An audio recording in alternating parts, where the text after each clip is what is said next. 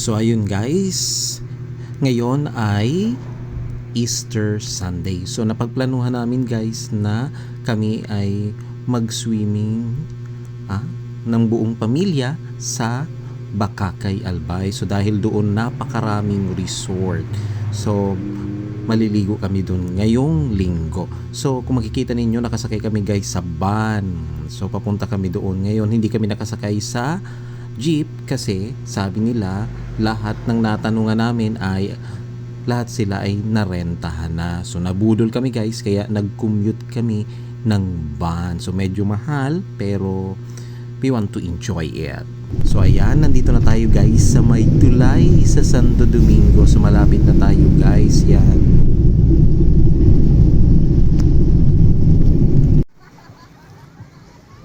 Guys, nandito na tayo guys sa Dreamland Resort dito sa Bakakay, Sugod. Ayan, so pa-cute-cute dyan ang aking misis at ang aking anak. Ayan. So, naglalaro siya ng sand. Okay?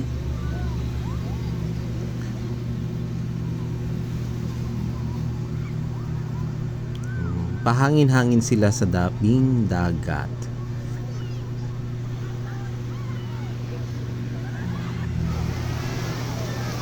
So ayan na, habang kami naliligo, ayan, quality time of family. So ayan, ang aking misis, ang aking anak. So sweet-sweetan sila dyan. Ayan. So medyo konti pa lang yung tao sa mga oras na yan guys. Ayan. So todo enjoy sila. It's because bibihira lang yung mga ganitong oras na tayo ay magkakaroon ng quality time sa ating pamilya. So ayan. So enjoy sila for that day. So tayo kailangan mag-enjoy.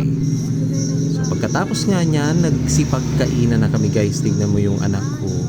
Ayan, oh, diba? Ang sarap ng kanyang daliri guys. Mapapansin ninyo, dinilaan niya, halos dinilaan niya lahat ng kanyang finger sa pagkain ng chicheria. Hulaan ko kung kayo nung bata ay ganyan din. Sarap-sarap niyan. Pa-cute muna tayo guys. Ayan. So naka sunglasses tayo dyan guys. Ayan. Libot-libot tayo. Ayan.